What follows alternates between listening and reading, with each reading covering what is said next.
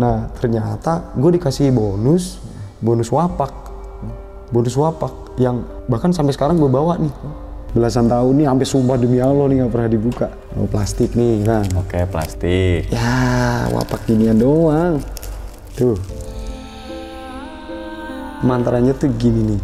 Jabang bayi siapa sendal mayang pandeng-pandengan wae. Bapakmu mati biungmu orang galak eluh kelawan tangis. Ingsun kelawan tangis. Manggone opo jabang bayi siapa? Manggone ing kedepku. Ini video nih. Itu Di kamar mandi. Set. ini 2 kali. Set. 3 kali. Set. 4 kali. 4 kali. 5, 6, 7. Pokoknya darah belum ngalir, belum berhenti dia. 7 kali. Dan itu pakai cutter.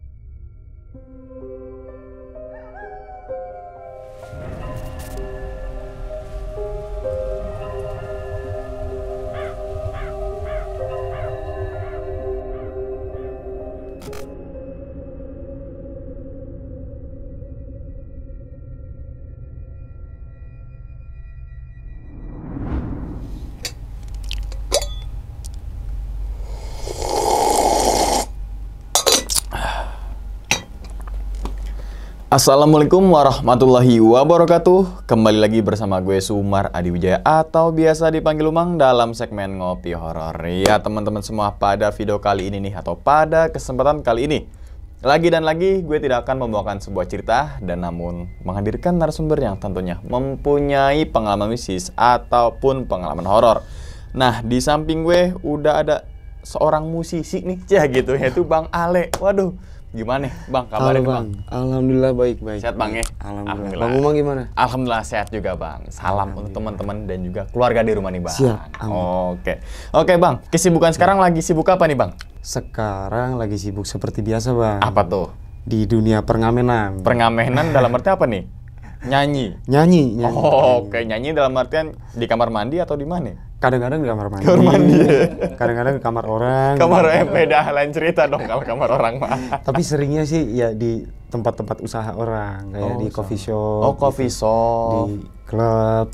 Gitu. Oke. Seorang musisi lah ya berarti. Iya. Kita doakan musisi-musisi Indonesia ini sehat semua dan terus berkarya dan juga berkarya. No limit gitu Bang ya. Oke. Nah, jadi teman-teman semua, Bang Ale ini asalnya dari daerah Jakarta Bang ya? Iya. Yang dekat dengan Menara Saidah. Iya. Saidah. Oke, Menara Saidah mungkin teman-teman semua nih bukan rahasia publik lah. Menara yang miring di samping tol gitu kan, di pusat ibu kota. Mungkin nggak apa ya? Nggak rahasia umum lagi, semua orang udah pada tahu gitu kan ya. Bang, oke Bang, pada video kali ini Bang, Abang ingin menceritakan pengalamannya saat di mana nih Bang? Apa di Menara Saidah atau di mana nih? Gue sebenarnya pengen banget menceritakan tentang pengalaman yang dibilang mistis. Dari gue kebetulan kan lahir di Dieng Bang, di kawasan Dieng. Oh Dieng. Di kawasan Dieng. Nah, waktu zaman SMP SMA di sana itu sebenarnya banyak cerita-cerita yang menurut kita orang kalau dipikir di zaman sekarang gitu Bang. Gue tuh dulu nakalnya di hal-hal kayak gitu Bang. Gue suka main ke tempat-tempat sepi lah yang ada sajen segala macem gitu. Suka merenung di candi, sok-sok merenung kayak gitu-gitu. Terus kayak nyari-nyari bukit buat camping gitu. Termasuk yang sekarang mungkin Bang Umang pernah ke sana tuh. Pastinya pernah ke sana mungkin beberapa kali. Gunung Prau. Jadi dulu zaman SMP kalau nggak salah itu jalur sebenarnya belum dibuka Bang. Belum dibuka tapi kita orang udah ya itu tempat main kita. Tempat main kita berarti ini secara keseluruhan akan ceritain saat di Dieng situ ya. Iya. Sekitaran Dieng lah. Dieng itu kan luas ya Bang. Wonosobo kan luas. Oke Bang. Kalau boleh tahu lagi nih Bang, inti yang nanti akan Abang ceritakan kayak gimana tuh Bang intinya? Intinya gini, karena dulu gue tinggal di Dieng yang mana gue deket banget sama hal gaib, mau percaya atau nggak percaya, di Dieng itu deket banget sama hal-hal yang gaib, bahkan yang nggak bisa kita lihat di sini bisa kita alamin di sana gitu. Tapi dengan adanya kayak gitu malah gue jadi skeptis Bang. Gue jadi kayak ke dunia gaib tuh kayak, lah iyalah lu ada iya, tapi ya udah lu gue gitu. Gue skeptis sampai pada akhirnya di titik dimana gue tinggal di rumah yang sekarang ini gue tinggalin di Jakarta, yang mana itu deket banget sama Menara Saidah, cuman beberapa meter. Yang akhirnya gue mendapat peristiwa lah, bisa dibilang peristiwa yang memaksakan diri gue buat akhirnya percaya sama hal-hal kayak gitu yang ternyata memang ada, itu nggak bisa dipungkiri. Dan gitu ngerasain bang, bener gitu itu ya. ngerasain banget. Oke.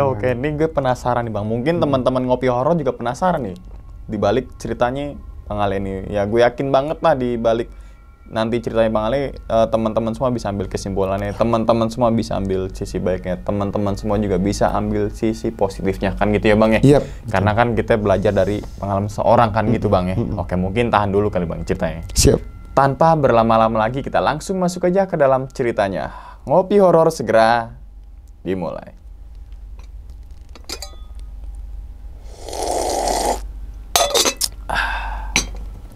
Sikat.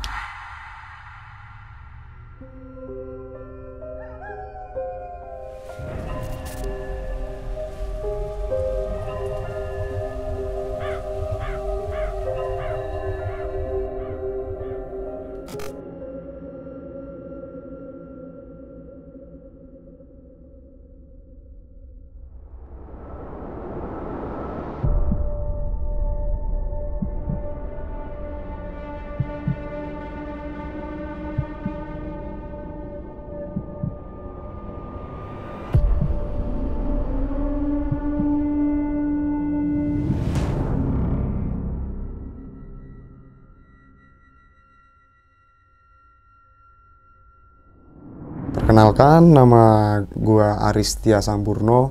Gue sering dipanggil Ale Sampurna. Ya, seperti yang gue bilang tadi, gue lahir di kawasan Dieng, di Batur ke bawah dikit. Kalau misalnya teman-teman ada yang pernah ke Dieng, kalau misalnya lewat jalur Banjarnegara pasti ngelewatin rumah tuh, ngelewatin kampung halaman gue tuh, gitu. Jadi di masa kecil gue dulu bahkan gue ada di keluarga yang bisa dibilang agamis bang. Oke. Bisa dibilang agamis karena bokap kebetulan dia ketua Muhammadiyah Di sana. Kan itu ya. Oke. Almarhum bokap tuh ketua Muhammadiyah. Terus ya gue dididik selayaknya anak seorang guru agama, karena bokap juga kebetulan guru agama juga gitu. Jadi gue deket banget sama yang namanya agama, tapi deket banget sama hal-hal mistis. Klinik atau mistis nih? Klinik ya? termasuk juga. Okay. Termasuk juga. Karena nggak bisa dipungkiri gue hidupnya di Dieng ya, yang mana Dieng itu masih kental banget budayanya, tradisinya gitu kan. Nah, dulu kecil gue penakut banget bang sebenarnya. Sampai kelas berapa gitu gue nggak berani tidur sendiri. Gue masih sama orang tua. Sampai akhirnya sunat. Karena gue penakutnya bener-bener parah, bener-bener bahkan gue tidur sama orang tua pun harus di tengah. Sampai gede tuh bang, sampai kelas 4-5 SD sampai akhirnya sunat. Nah sunat kan ada selamatan tuh, sunat ada selamatan, terus sambil selamatan sambil kayak gue entah ditutup atau entah gimana gitu, tapi setelah sunat gue jadi orang yang malah berani banget, bertolak belakang dari yang sebelumnya gitu. Gue jadi suka-suka sama tempat sepi gitu. Gue di zaman SD aja mainan gue sama teman-teman gue udah susur sungai bang. Nyusurin sungai gitu, nyari apa nggak jelas. Kadang-kadang di pinggir sungai bikin istana-istanaan dari batu gitu. Iya. Nah kan kalau misalnya di tempat-tempat tertentu kayak gitu, apalagi itu di Jawa khususnya di Dieng, banyak yang namanya sajen lah, banyak sesembahan lah, segala macam. Nggak tahu apa kepentingan mereka, tapi yang pasti itu banyak banget di mana-mana, ada di mana-mana. Nah, pernah di waktu sekolah itu kalau nggak salah kelas 5 SD, ada orang naruh sajen di toilet. Di WC umum SD, tapi nggak kepake. Emang itu WC udah rusak dan nggak kepake. Ada sajen lah di situ. Gua sama satu temen gua namanya Lucy. Lihat, makanannya masih seger nih. Ada pisang, kopi hitam, segala macam jajanan pasar kan, kita makan. Oh, oke. Itu karena ya anak kecil ya, Iya. masih bocah gitu kan. Jadi sama hal-hal kayak gitu, nah dimulai dari situ tuh jadi ternyata makan sajen nggak apa-apa nih, gitu. Nah kesinian akhirnya gue sering banget main di kawasan Dieng kan, terutama tempat favorit gue tuh di area candi. Candi Dieng. Iya, Oke. komplek Candi Iya, Arjuna. Arjuna. Dulu tuh Dieng tuh belum begitu rame, belum seramai sekarang. Jadi gue kalau keluar masuk candi ya masuk aja gitu, gratis, nggak bayar, apalagi anak kecil gitu kan. Di candi lebih banyak sajen kan, kadang-kadang nyolong dupa gitu yang kayaknya baru dinyalain terus kena hujan kan mati tuh. Iya, terus kita bawa gitu buat wangi-wangian gitu. Wah, pokoknya bandelnya di hal-hal kayak gitu deh. Karena emang setelah gua sunat dan diselamatin apa segala macem, gua skeptis itu sama hal-hal gaib, Bang. Nah, makanya sampai sajen aja gue makan gitu. Buat mainan, dupa gue colong-colongin gitu. Terus ada dulu gue kelas 6 SD, lulus SD kalau nggak salah, lulus SD mau ke SMP.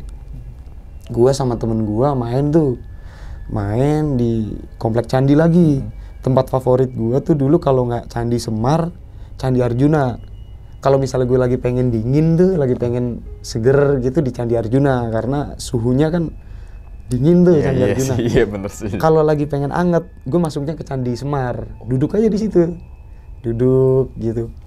Pernah satu waktu ada pertandingan bola nih ceritanya antar kampung gitu. Tarkam. Terus gue kan nggak terlalu suka bola ya, tapi gue suka rame-rame aja gitu, suka ngikut. Nah pas bola lagi tanding, gue ke candi tuh, gue duduk di Candi Semar, sampai gue ketiduran, Bang. Gue dicari-cari. Itu kan posisi kalau di sana tuh kayak pertandingan bola itu kan pasti sore, Bang. Sore sekitar jam Habis 3, asar habis asar sampai maghrib baru kelar gitu. Nah itu sekitar jam 5-an gue masuk ke candi. Gue ketiduran sampai pagi, Bang, dicari-cari. Sampai mau lapor ke polisi, kemana. Akhirnya ya sampai pagi itu bener-bener nggak berasa gue ngalamin tidur di Candi itu. Candi Semar yang bentuknya kotak itu, kalau Abang tahu. Sempet sih malam-malam kayak bahasa Jawanya tuh ngelilir, apa sih? Ngelindur. Bangun. Oh, bangun. Kayak kebangun iya. tapi ya udah tidur lagi. Iya. Nah, ketemunya pagi-pagi pas udah banyak wisatawan tuh. Ada bocah tuh tidur gini. Barulah diketemuin. Gokil. Itu isengnya gue, Bang, dulu. Sampai kalau Abang tahu di Dieng ada petapa. Sampai sekarang, sampai detik ini masih ada. Oh iya. Namanya Mbah Fanani. Di gua kelas 6 SD itu beliau sudah tapa di situ 25 tahun. Berarti sekarang gua umur 31 32, udah berapa puluh tahun tuh beliau masih di sana sampai sekarang. Nah, selama seumur hidup sih gua lumayan nyaksiin si Mbah Fanani ini. Tapanya itu di atas batu, di bawah pohon kecil gitulah, pohon kayak pohon ngerambat gitu, jadi ngebentuk rumah. Nah, beliau ada di dalamnya. Jadi gua bisa dibilang nyaksiin dari itu tempat masih jarang ada rumah. Mungkin dulunya hutan kali ya atau apalah gitu. Di situ belum ada rumah, sampai sekarang jadi perkampungan. Jadi Bang Fanani ini sekarang posisinya bertapa di perkampungan di pinggir jalan. Yang dulunya itu ya mungkin itu hutan, dari hutan sampai jadi perkampungan. Nggak tahu tujuannya apa, nggak ngerti sih sebenarnya, Bang. Itu masa-masa SD lah ya. Iya, masuk ke SMP ketemu teman-teman baru kan, dari desa banget nih, gue tinggal di pelosok banget, Bang. Bahkan rumah tembok pertama yang dibangun di desa itu kebetulan rumah almarhum bokap, yang lain masih rumah bambu, rumah kayu gitu. Itu dibangun tahun 82 kalau nggak salah. Gue lahir tahun 91. Dan itu listrik baru datang. Di kampung gue tuh baru datang tuh listrik tuh. Jadi gue ngalamin kayak orang sekampung nonton TV di rumah gue semua tuh, ngumpul tuh. Kayak nonton film gitu ya? Iya, baru. kayak bioskop. Bioskop. Iya. Di masa-masa SMP itu gue udah mulai notice nih sama hal-hal mistis, terutama kayak yang gue sering banget lihat, tapi gue dulu perasaannya biasa aja ya. Mungkin kalau sekarang gue takut kali bang. Gue sering banget lihat yang namanya banaspati bang. Di kampung gue tuh banyak. Apalagi kalau ada pemilihan lurah atau kalau misalnya lagi ada hajatan wayangan atau apa gitu. Bahkan kita kayak kumpul namanya di angkruk, di tempat ngumpulnya anak-anak lah gitu. Ngumpul begadang di situ. Nungguin itu lewat, kita kejar. Tapi dapat? Kagak, nggak ada.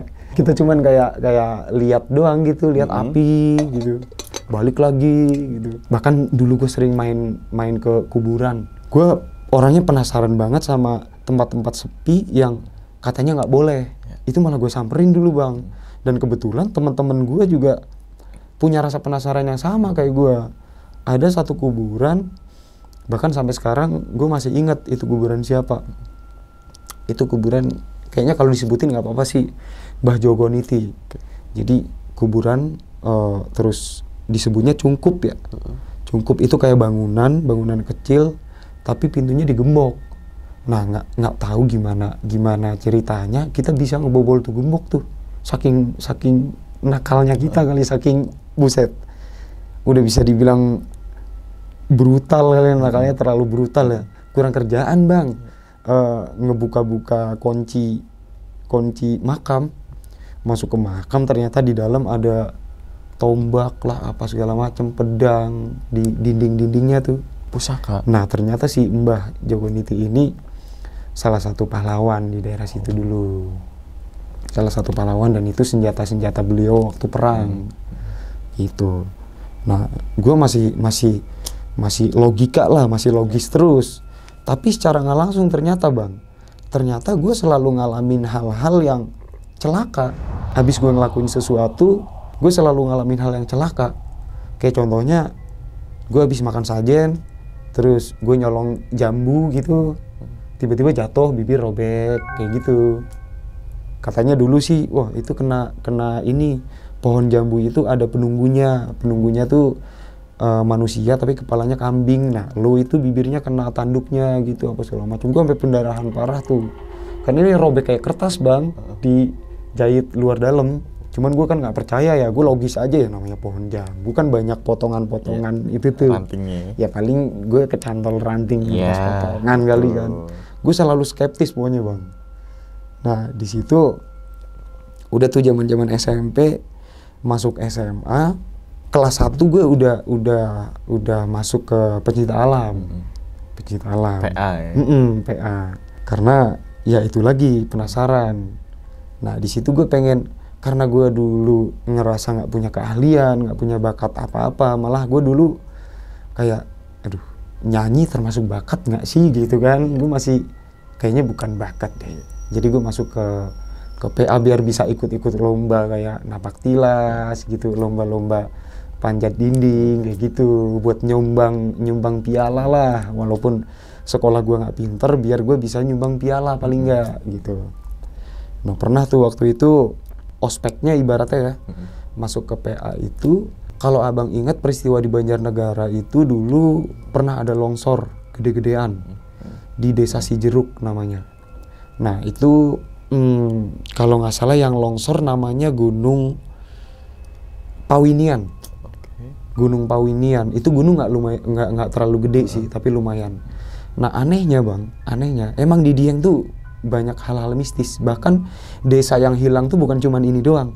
Di tahun 50-an itu juga ada namanya desa Legetang yang hilang, bener-bener tiba-tiba hilang dalam semalam. Legetang sekarang masih ada tugunya tuh, masih ada tugunya di sana. Kalau kita mau samperin juga masih ada. Ya udah jadi kebun, tapi itu di bawah dulunya desa. Dan sampai warga-warganya juga tertimbun di situ. Nah ini yang gue alamin di tahun 2005-2006, pokoknya gue kelas 1 SMA gitu. Gue ikut PA itu, terus ospek ceritanya, naiklah ke gunung Pawinian ini. Anehnya si desa Cijeruk itu bisa dibilang longsornya nggak logis sih bang, karena posisinya ini desa, gunungnya di sini bang. Yang longsor di sini, logikanya kan longsorannya di sini harusnya. Kenapa itu tiba-tiba pucuknya yang longsor terus tiba-tiba ini desa yang ketimbun? Gitu loh. Itu udah aneh tuh. Di situ gue udah mulai mikir, iya ya, mistis banget ini gitu. Nah, itu pas diklat deket banget deh, pokoknya 2 minggu setelah longsor atau 2-3 mingguan lah, tanah masih merah tuh bang. Cuman ya sebagian korban udah dievakuasi. Ya. Itu gue inget banget karena masih zamannya SBY.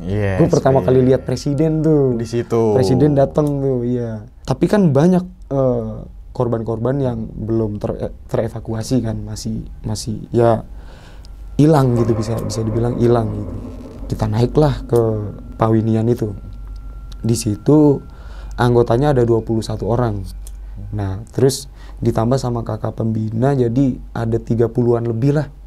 30-an lebih, pesertanya 22 orang termasuk gua bang. Nah, di atas singkat cerita, gua kan nggak ada takut-takutnya gitu kan.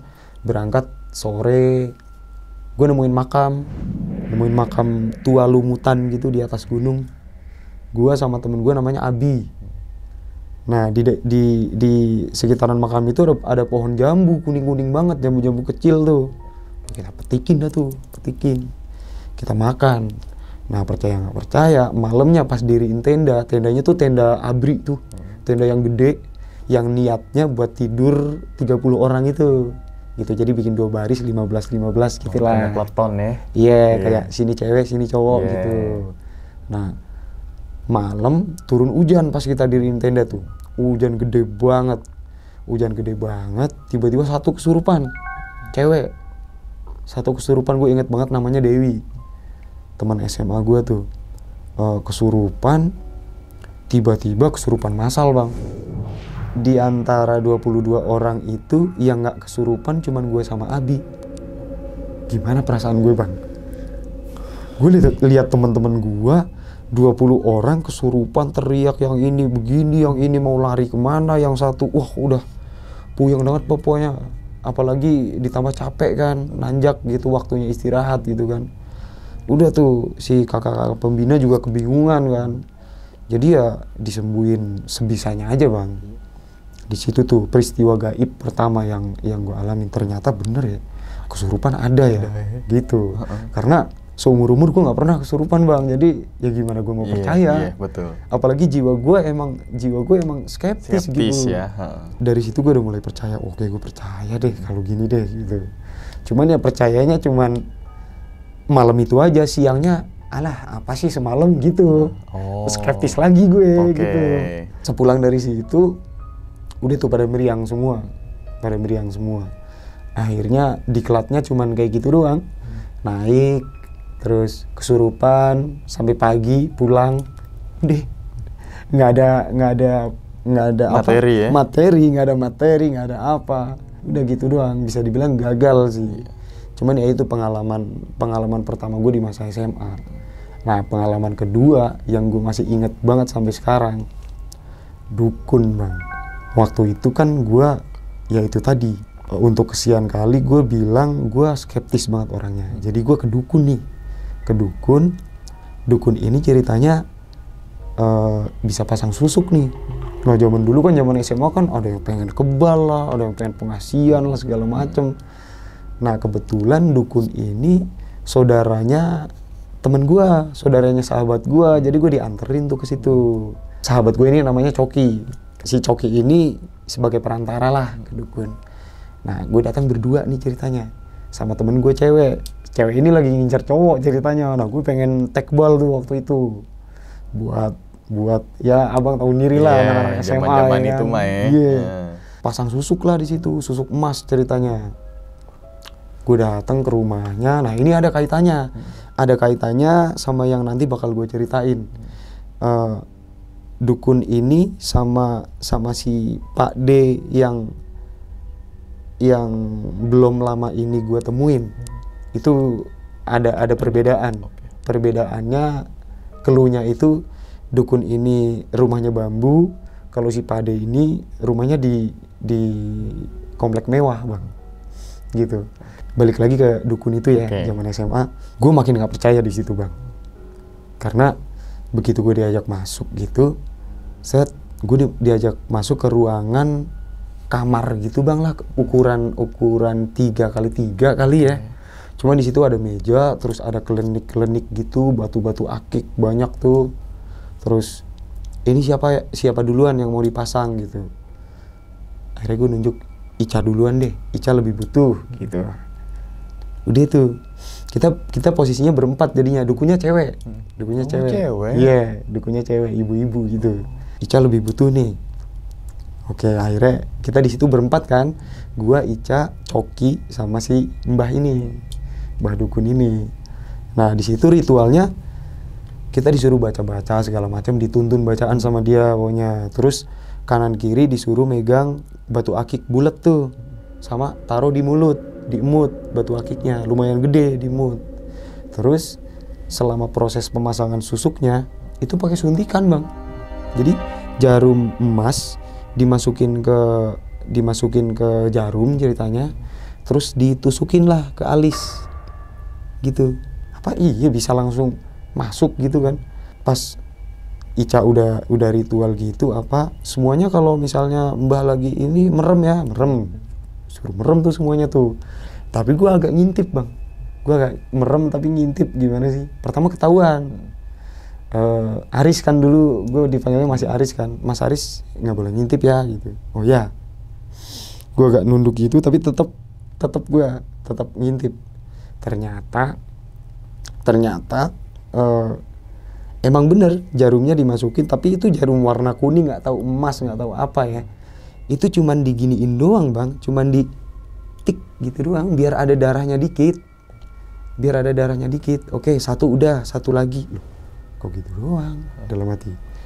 Satu lagi, terus ya sok-sok didoain gitu apa segala macem. Ini udah ngalir di darah kamu nih, ini udah apa segala macem, nanti orang yang kamu incar bahkan bla bla bla bla bla gitulah pokoknya. Gue di situ udah ya begitu. Ternyata ya udah giliran gue dah kan.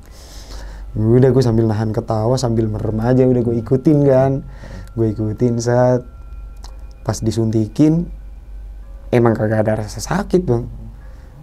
Nah pas gue tanya ini kenapa bisa nggak sakit Mbah gitu kan, itu kalau batu yang di gegaman kamu lepas kamu bakal kesakitan banget ini gitu. Nah sekarang batu yang di mulut nih, ayo kita mulai yang kedua gitu. Karena abis suntik pertama tuh kan gue mau nanya akhirnya dilepain dulu batunya.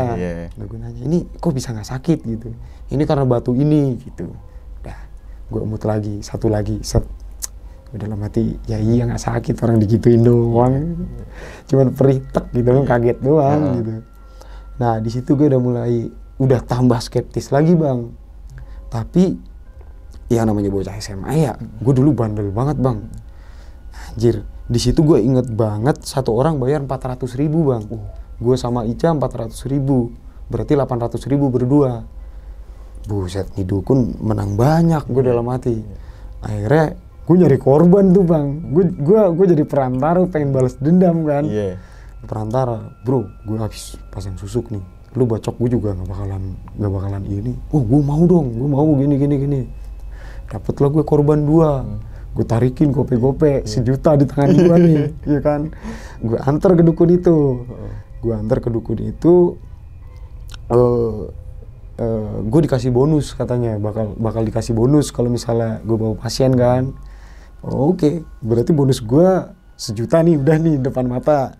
Habis itu nggak tahu bakal dikasih bonus apa kan.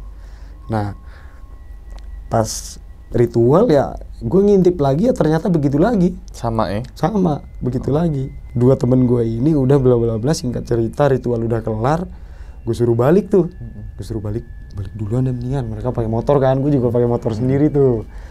Nah, singkat cerita, si dukun itu kan ini rumah, di sini warung nih. Nah, gue masih di ruang tamu, masih ngopi-ngopi sama Coki nih. Nah, ada orang beli tuh, otomatis si Mbah Dukunnya kan naik ke warungnya. Gue kabur bang, bawa duit 1 juta itu bang. Aduh, jangan ditiru teman-teman ya, jangan ditiru. Jangan jadi perantara dukun. Itu masa-masa nakal yang mana otak gue belum numbuh dulu, bisa dibilang. Masih seotak ayam kali segini kan. Pokoknya pikirannya gue udah ditipu, gue harus nipu orang gitu bang pikirannya. Dan gue berhasil tuh. Nah ternyata gue dikasih bonus wapak yang bahkan sampai sekarang gue bawa nih. Gue bawa. Okay. Dari belasan tahun gue sebenarnya pengen buka di sini bang, isinya apa sih sebenarnya? Tapi bawa bang? Gue bawa di tas, di kantong. Oh boleh gak bang? Boleh. Serius. Oke, coba ya bang. Gue emang gitu ya. Berarti belasan tahun belum udah dibuka? Belasan tahun yang lalu. Dan gue mau buka tapi lah buat apaan sih? Ya? Gue taruh aja gitu. Nggak pernah gue taruh di dompet. Nih bisa dilihat udah buluk gini bang. Ini ya. Nih lempengan kuningannya juga udah begitu. Oh ini tuh ada ini ya, ada kayak tulisan gitu ya. Iya, ada lafaz apalah tuh. Iya, nggak tahu lah kita terus ini nih ya. Nah, itu tuh. Ini nih teman-teman nih. Silakan gue dikasih bonus beginian, ya Allah. Gue pikir bonus duit gitu kan. Gue pengen buka sih sebenarnya kayak gini, apa isinya kan. Pasti isinya nggak penting nih. Iya. Ini sumpah demi Allah nih belasan tahun yang lalu nih. Belum pernah gue buka, gue pengen buka di sini bang. Boleh buka kali ya. Ambil penting cuy. Gue pengen tahu nih beneran. Iya. Dia nipunya tuh pakai apa sih sebenarnya? Gitu. Ya? Tapi kalau ini kayak kuningan biasa sih ya. Kuningan biasa. Nggak ada spesialnya apa gitu ya. Gue pernah lihat di pasar baru bang. Banyak orang jual-jual ginian. Mungkin kalau di Shopee juga banyak kan. Iya kali ya. Dalamnya apa nih? Coba bang. Silakan bang. Abang buka. Ya. Saya gunting nih ya. Iya. Nih. Wapak nih yang masih percaya wapak nih ya. Kita penggal wapaknya di sini. Kalau ini sih B aja, ini B aja. Ya Allah, zaman SMA nih bang. Oke. Dan itu tadi bener masih dijahit tuh ya? Iya, tuh masih ada jahitan. Belasan tahun nih, sampai sumpah demi Allah nih nggak pernah dibuka. Oh plastik nih bang. Oke, plastik. Ya, wapak ginian doang. Oke. Ternyata pakai plastik terigu. Tuh. Oh iya. Ya, lo print-printan bang. Print-printan. Print-printan, modal 1.000 dapat 400.000. Set dah. Yoi. Ya ini.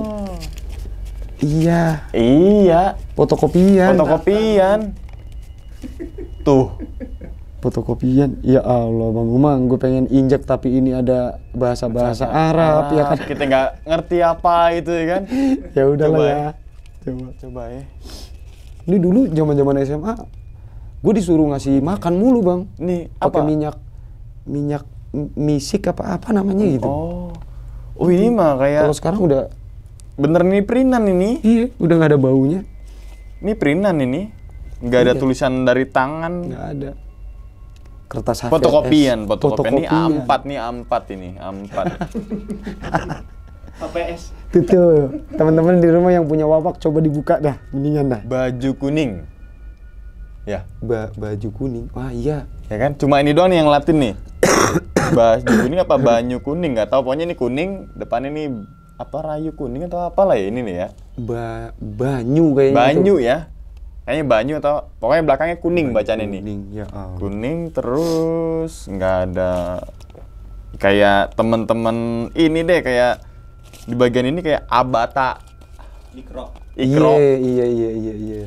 Itu aba ya kan? Kayak buat tuntunan baca Arab gundul. Ini namanya apa? Apa ya? Bahasa Latin ya? Tulisan Latin ya? Iya kayaknya tuh. Iya kan? Nah itu bung apa ya? Iya kan? Cuma itu doang tuh yang bahasa Indonesia tuh. Tumbal Umah. Oh, Tumbal Umah. oke. Tumbal Umah berarti tumbal rumah. Mungkin dia kayak ngejaga rumah kali. Oh. Ini Oh, juga, iya. ya ini kayak bungkusnya juga apa ya? Kain, ya ampun. Kain biasa. Bendera kali itu kan, Bendera, ini dipotong. lebihan. Dan dibungkus sama plastik biasa. Nggak ada istimewanya banget. Pas gue ngasih ini, ngasih dia pasien, gue dikasih ini sama mantra, Bang. Mantranya Mantra buat pengasih katanya. Oh, Gue digigit masih inget kalau nggak salah. apa tuh? Mantranya tuh gini nih. Jabang bayi siapa sendal mayang pandeng-pandengan wae, bapakmu mati biungmu orang gigalakeluh kelawan tangis, ingsun kelawan tangis, manggone opo jabang bayi siapa, manggone ing kedepku. Tuh. Mantra untuk apa itu, Bang? Itu buat mikat wanita katanya. Tapi gue coba berkali-kali kagak ada tuh efeknya. Kagak ada. Nggak ada efek sama sekali, boro-boro. Kalau emang ada mantra kayak begitu, mungkin orang-orang biasa kayak kita, istrinya udah Ariel Tatum kali, Bang. Iyalah, Kan pasti logikanya. Saskia Gotik. Gotik kayak gitu. Nah, itu cerita masa-masa SMA lah. Kalau ngomongin cerita penampakan sih, ya karena gue skeptis itu, jadi gue beberapa kali lihat penampakan, cuman nggak pernah gue hirauin, Bang. Gue setiap lihat kayak ngocop gitu atau miske gitu, kayak lihat, oh iya. Ya udah gitu ya. Iya. Yang paling parah pernah gue ngencingin ngocop, Bang. Itu di sekolah tuh, zaman SMA, udah gede lah, udah mau lulus kelas 3 kayaknya deh. Emang terkenal angker sih, ada sudut yang terkenal angker, lagi-lagi kamar mandi tuh. Biasa kalau SMA kamar mandinya pasti kan Oke. stigmanya kan begitu kan. Iya. Itu bener-bener ada ngocop, Bang. Gue kencingin karena gue pikir temen gue ngerjain. Nah itu lagi persami posisinya. Gue udah jadi di pecinta alam, gue udah jadi kakak pembina jadi nih. Oke, di atas ya. Oke. Udah ada. Pasti temen gue nih ngerjain nih.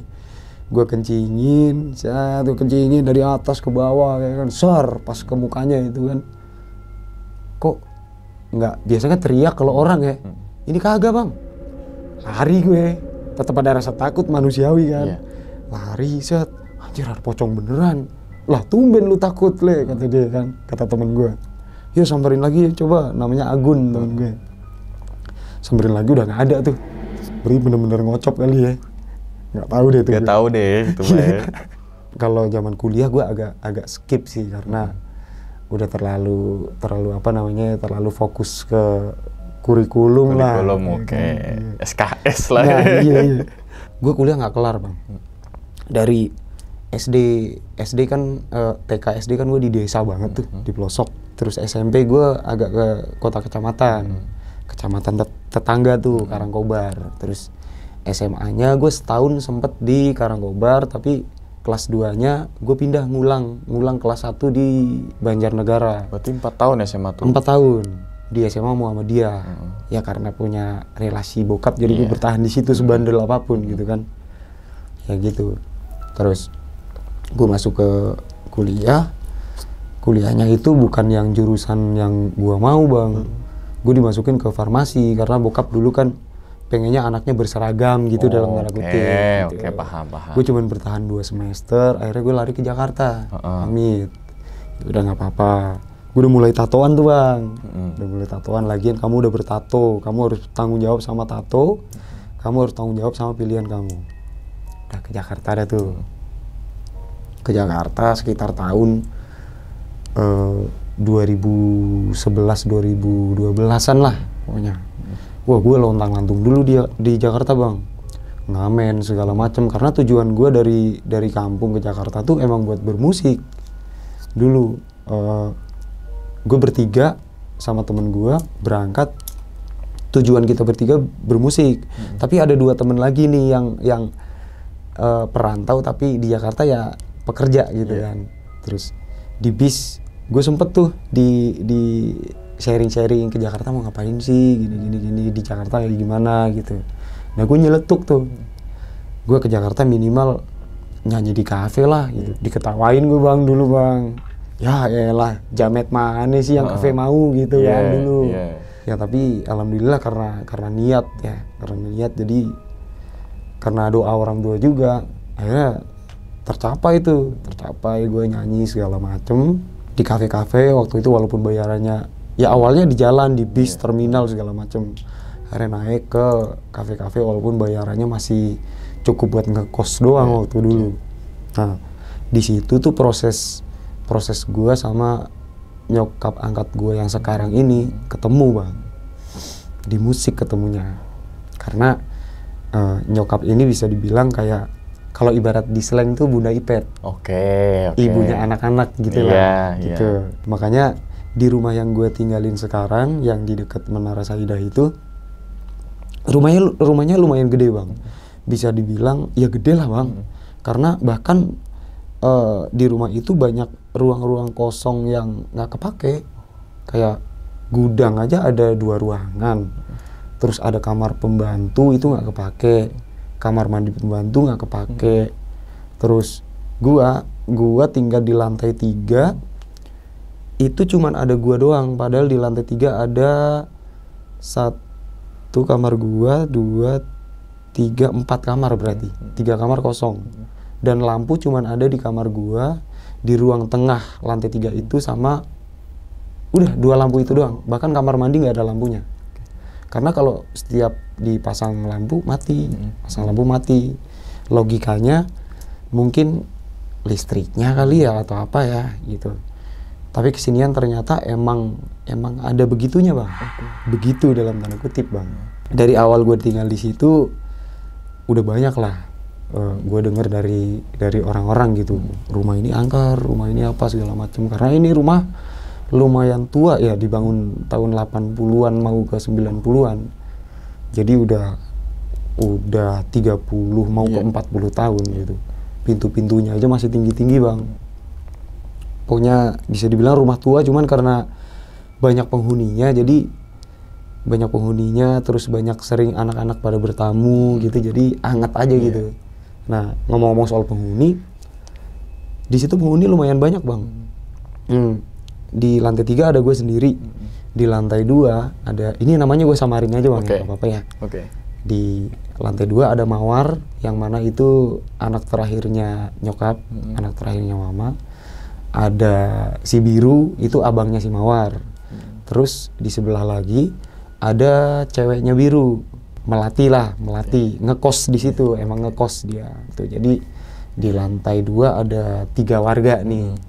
Lantai dasar itu ya khusus keluarga besar aja. Nyokap, bokap, terus masih ada nenek juga.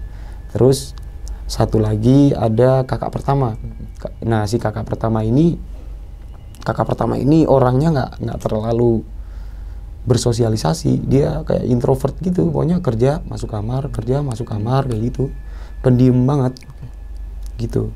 Nah singkat cerita, kenapa gue bisa bertahan lama di situ ya, pertama karena banyak teman-teman, terus di situ karena gue nyaman di situ, gue sama nyokap angkat gue, yang mana gue udah lama nggak dapet sosok seorang ibu nih gitu, karena ibu udah almarhumah kan.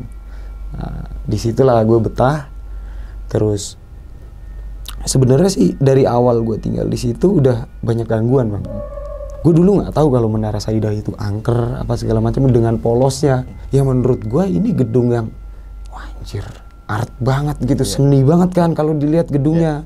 Indah banget gitu, makanya gue di lantai 3 ngopi itu, pemandangannya itu doang. Menara Saidah? Iya, bener-bener kayak gue buka pintu, set, ya udah Menara Saidah tuh.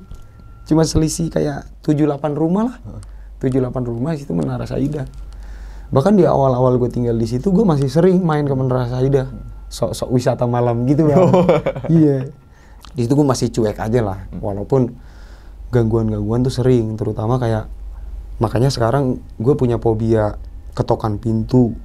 Karena hampir setiap malam gue diketok bang, kamar gue bang. Dan ketokannya tuh arahnya nggak jelas. Bukan pintu. Tapi pokoknya suara kayu di tok gitu kan. Keciri kan kayu kan. Kayak gini lah gitu ya. Nah kayak Gitu gitu. Tapi nggak tahu di mana itu. Itu Sumbernya. Kalau dicari-cari dari arah mana ya? Dari pintu bukan gitu. Kalau pintu kan deket banget sama kuping pastinya kan, dan suaranya gue udah ngapalin karena ada sering yang bangunin kan.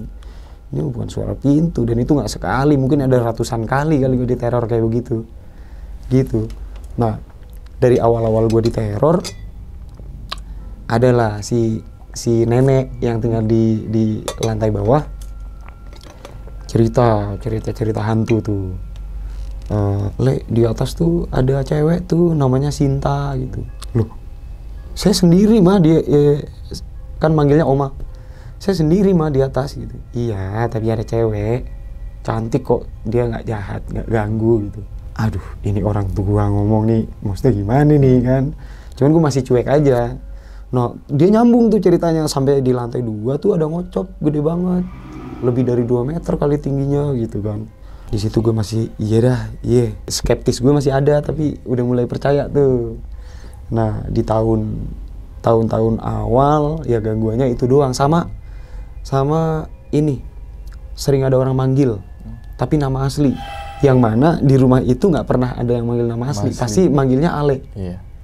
Tapi kalau setiap malam tuh, hampir setiap malam gue selalu dipanggil Aris gitu.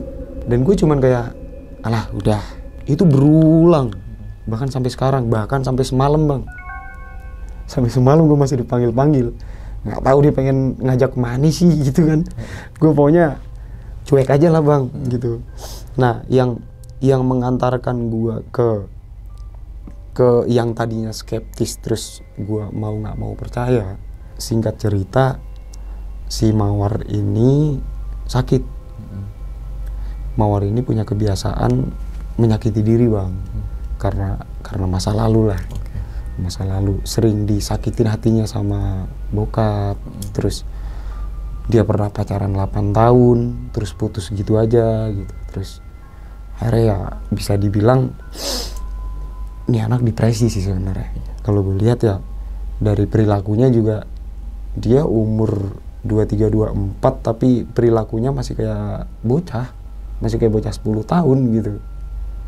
Nah, dia sering menyakiti diri gitu, nyayat segala macam, baper bahkan sampai ke sini udah nggak wajar banget ya pokoknya, udah nggak wajar. Abang mau lihat fotonya? Boleh, nanti ditampilin aja kali ya. Ini kalau ditampilin nanti dolar kena itu ya, kuning ya, coba ini. Abang lihat aja nih. Ini Wah, kacau. Ini Mawar. Dan dia selalu memvideokan itu tuh lukanya tuh sampai kayak gitu. Sampai ke sini. Nah, ini leher. Nah, ini yang bakal gue ceritain bang. Nih, waduh. Ini video nih. Itu di kamar mandi, set ini 2 kali, set 3 kali, set 4 kali, 5, 6, 7. Pokoknya darah belum ngalir, belum berhenti dia. 7 kali. Dan itu pakai cutter. Ya. Iya, kalau tampil kayaknya udah kena dolar kuning sih. Kena. Jadi ya itu pokoknya video. Kita berimajinasi bareng-bareng aja lah. Tapi gue lihat langsung tadi dan itu benar. Itu kebiasaan itu yang menyakiti diri, yang ternyata setelah dibawa ke dokter. Nah, si nyokap ini bawa Mawar ke dokter pun bukan karena ininya ya bang ya. Bukan karena dia tahu bahwa nih anak ini anxiety atau apapun sebutannya gitu, enggak. Karena di sini dia terakhir nyayat 3 dan itu butuh dijahit karena lebar banget. Lukanya ada tuh lebar banget yang dijahit. Nah, mereka ke rumah sakit yang lumayan gede bang, yang lumayan gede. Terus dokternya yang ngejahit menyarankan buat ke poli jiwa. Akhirnya ya nyokap nurut. Akhirnya si Mawar ini menceritakan ketemu psikiater kan, menceritakan semua, diceritain masalahnya dia, penyebabnya apa sampai nyayat sampai ke leher segala macam gitu. Nah, di hari itu juga dia masuk ke pesantren. Oh, jadi di rumah sakit itu dirawat rehab selama 2 minggu bang. Selama 2 minggu itu gue inget banget, 2 minggu sebelum puasa tahun ini. karena pas banget puasa dia balik. Jadi gue inget banget 2 minggu sebelum puasa tuh dia dirawat. Gue nggak tahu apa yang dilakuin di sono lah. Tapi pulang-pulang ternyata sayatannya makin banyak bang. Padahal di tempat rehab tuh kan nggak ada benda tajam ya. Dan yang dipakai sama dia lebih ekstrim lagi nih. Bukan cutter, bukan pecahan kaca lagi, tapi kawat masker. Kawat masker diambil, dipaksain biar keluar darah gitu. Itu sakit dong. Sakit karena dia emang kalau gue tanya dia cinta banget sama rasa sakit gitu. Tapi nggak mau mati gitu. Itu kan udah kayak ini anak gak beres sih, udah bisa dibilang gila gitu kan. Tapi ini udah gue anggap adik gue sendiri, jadi gue rawat gitu kan. Gue emang si Mawar ini ya deep talknya sama gue bang gitu. Jadi masalah apapun, bahkan masalah yang orang nggak tahu, gue kadang-kadang tahu gitu karena dia curhatnya ke gue gitu kan.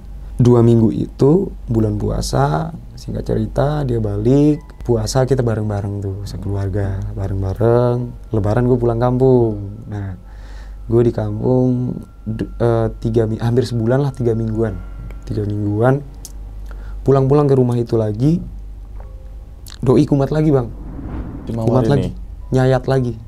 Ini yang untuk kedua kalinya mau nggak mau dirawat lagi lah di rumah sakit besar ini yang ada poli jiwa ini. Dirawat lagi dan selama di sana dia nulis tuh apapun dia tulis. Dan pas gue sepulangnya dia, gue baca, wah ngeri banget bang, ngeri banget. Kehidupannya dia itu ngeri banget, ternyata dia punya dimensi yang orang lain nggak punya gitu loh.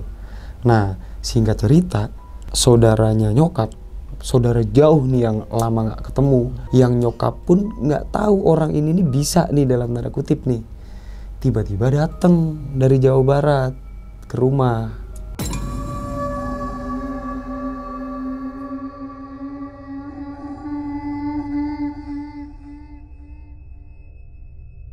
Ini kasur, sebelah sininya itu balkon bang. Yang gue bilang tadi, pintu balkon sama ada 2 jendela. Begitu gue matiin lampu, tek, tiba-tiba tubuh gue itu kayak, abang tahu erep-erep kan? Tapi itu gue bisa bilang bukan erep-erep, tapi gue kayak lumpuh bang. Kayak lumpuh, gue nggak bisa gerak sama sekali kecuali mata. Nyawa si Mawar ini aja ada di ujung tanduk gitu. Sekali lagi dia masuk ke sana, dia bisa lewat.